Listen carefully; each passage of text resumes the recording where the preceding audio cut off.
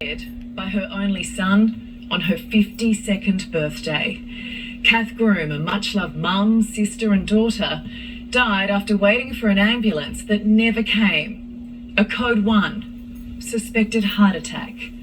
She deserved better. All Australians deserve better.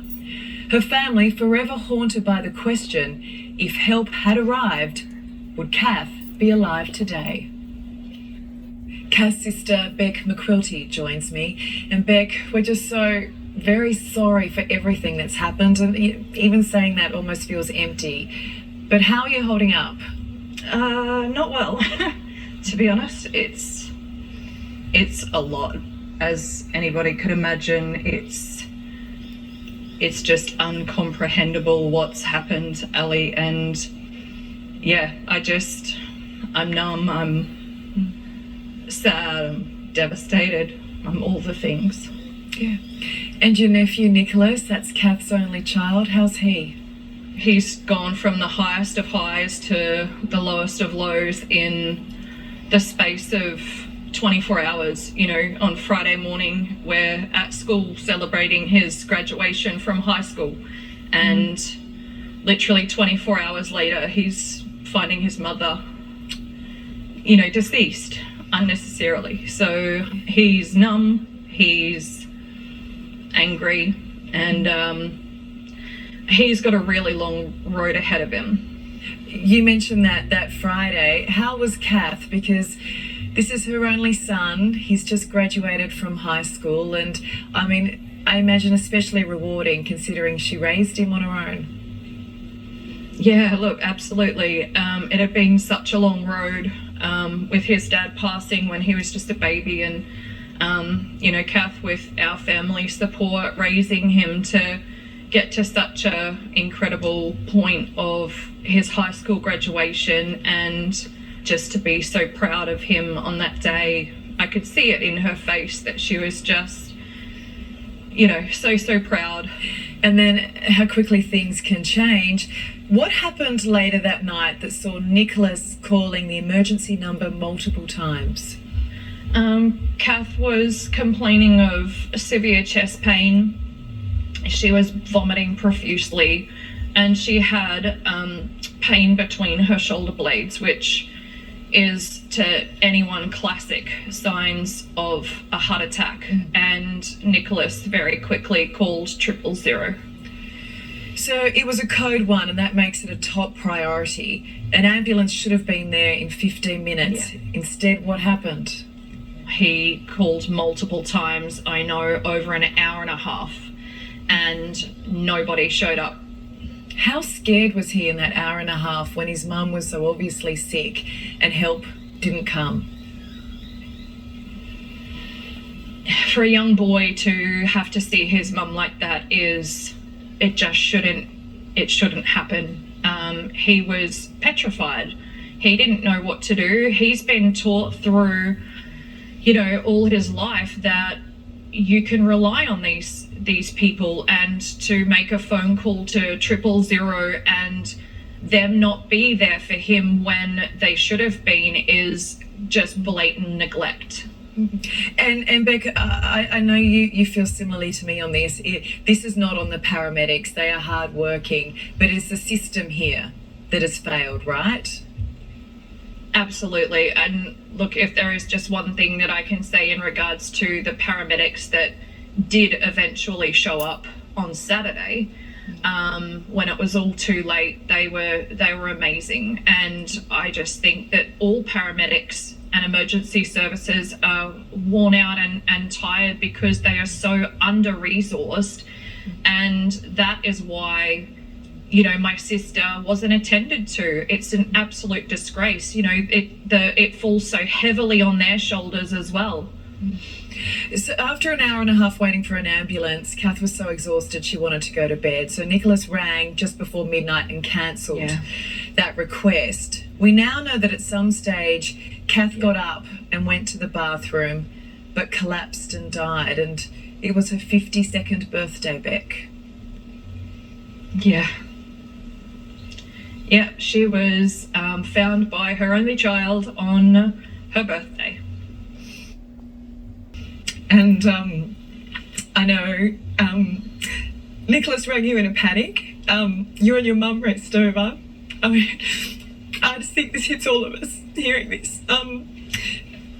That scene, no doubt, will haunt you for a long time. To be honest with you, it is something that I think for Nicholas and I will never, ever forget what we had to see that day. And for him to call us here at my home, and thankfully my mum was here with me, and just all that I hear was him saying, "Nan, it's Mum, you know, please come, please hurry." And he had already called emergency services by this time on Saturday. And for us to, you know, gather our things, and for my mum and I and my little girl to get into the car and get over there, which is about a 10-minute drive.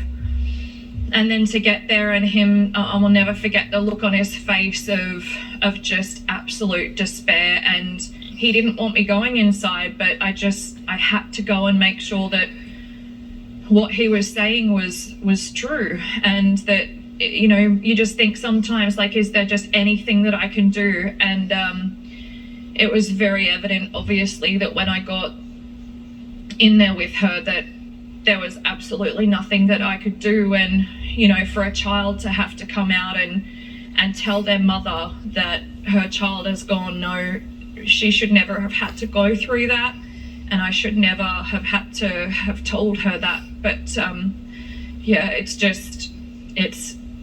unbelievable. But in all of that happening, I then turn around and we still don't have an ambulance. And Beck, how is your mum? Because no parent should ever have to outlive their child. Yeah.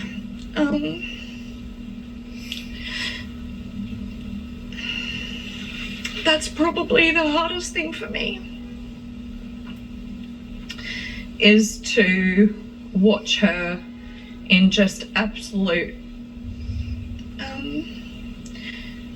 she will never come back from this. And in fact, on that Saturday morning, she herself was taken to the ER from just complete shock and her own heart. So I have my sister deceased in the house. I have my mum in the ER. You know, it just no family, Ali, should ever have to go through what our family has gone through. Has gone through and is still going through, Beck. And had that ambulance come, there's the very real chance your sister would be alive today. How do you reconcile that? You don't. There is no excuse. There is no reasoning it.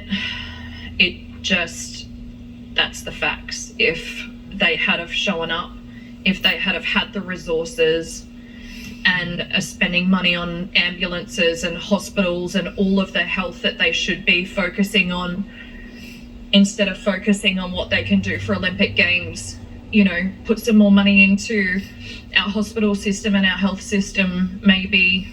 I mean, it's too late for my family. It's too late, but maybe that can save somebody else. Beck, I spoke to the Queensland Health Minister and the Ambulance Commissioner yesterday. Both were so sorry and said this should never have happened.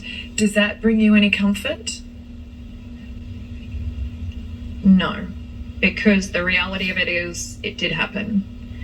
And their job is to protect the community. Their job is to make sure that our health system is coping and that the workers of our health system are coping, and they're not. And that falls directly on their shoulders. It's just simply not good enough, Ali. And look, ambulances queuing for hours at hospitals. You've got paramedics that are fatigued, even using their own cars to transport patients. Today, the whole computer system crashed. Do you have any faith that if you needed an ambulance tonight, it would come in time? No, I 100% do not. Even in thinking about it last night, about, you know, what happens if I do need an ambulance, or I need an ambulance for my mom or my daughter, it just gives me anxiety, because I can't trust in the system. How can I after what's happened? Not after what you and your family have experienced. And Kath lived in the Premier's electorate. Have you heard from Anastasia Palaszczuk? Nope. No, not a thing. And that just speaks volumes in itself. What do you want to see happen, Beck? I want changes made. It's just, again, complete negligence, and it's just not okay. And they need to make changes. They need to give more funding. They need to put on more officers to be able to accommodate the increasing demand of, why we're needing more paramedics. Why are the hospitals so full? Why are their staff, being unwell and having time off? And the system is broken, if you ask me. And I can assure you that if any of these premiers or, commissioners needed help for their family, they would expect an ambulance to turn up. But, they get to get up in the morning and go to work and do all of the things. My sister doesn't get to do that anymore. You want change, and I think that's so fair. We need to see that. And look, for Nicholas to have lost his mother, he has you and your wonderful mother and family around him. Is he going to be okay? It's going to be he will never get over this, ever. But I guess all that we can hope and pray for is that he one day can start to live somewhat of a normal life. Well, Beck, you've shown so much strength speaking out as you have tonight. I know what it took to be able to do this. You're brave. You won't rest until something happens. I'm sure of that. Thank you so much.